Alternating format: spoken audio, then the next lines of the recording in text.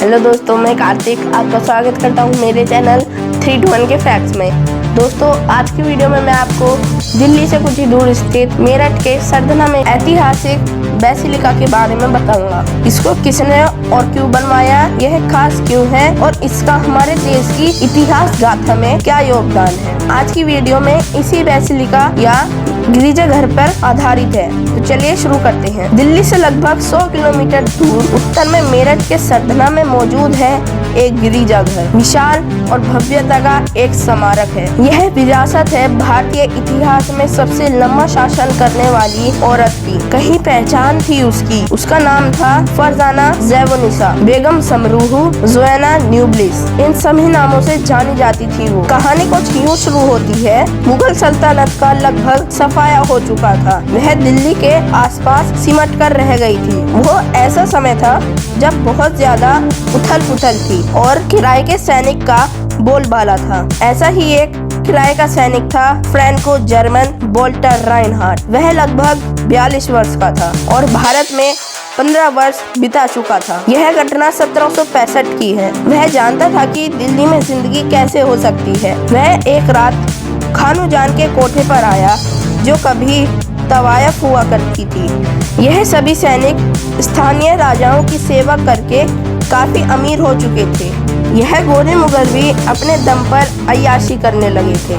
खानू जान जानती थी कि यह एक अमीर सैनिक है, इसलिए उसने उसके सामने फरजाना ज़ैब-उन-निसा को पेश किया।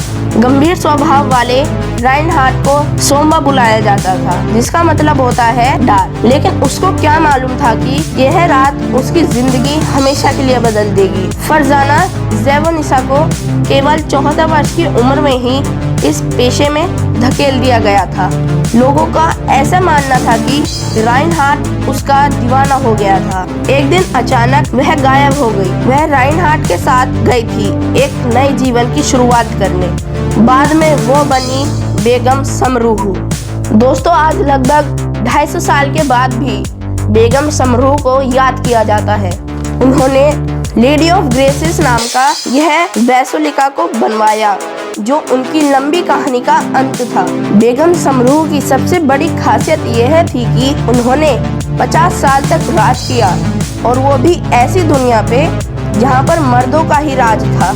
राइनहार्ट को जल्द ही एहसास हो गया था कि उसकी बेगम के अंदर कुछ तो खास बात है। वह खुद एक किराए का सैनिक है, पर उसकी बेगम बड़ी शातिर खिलाड़ी थी। राइनहार्ट या सोम्बा को उसकी सलाह से काफी फायदा मिला। उसकी फौज पूरे उत्तर भारत के राजाओं की पहली पसंद बन गई और इससे उसे फायदा हुआ कि मुगलों ने उसे सरधना की जागीर दे दी। इसके 10 सालों के बाद राइनहार्ट की मृत्यु हो गई और बेगम समरूह ने सत्ता संभाल ली। 24 साल की उम्र में वो सरधना की रानी बन गई।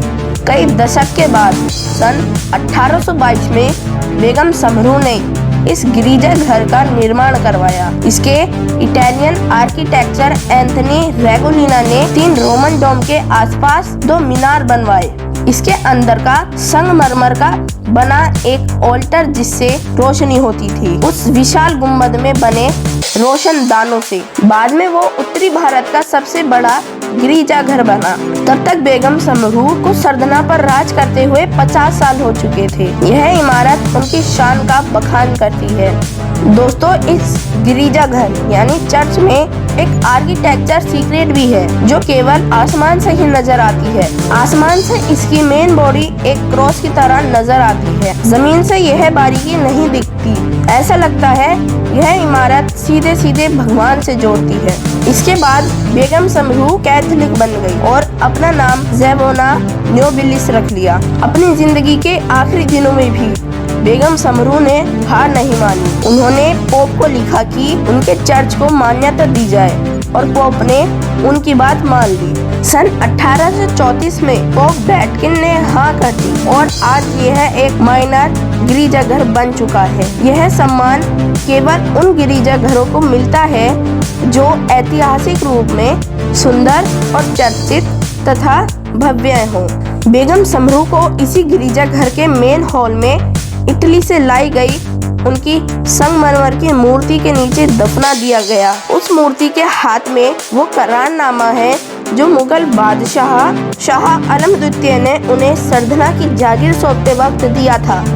दोस्तों, लव, एम्बिशन और बिलीव यदि खुद पर है तो इंसान क्या नहीं कर सकता। तो दोस्तों, ये थी मेरी आज की वीडियो।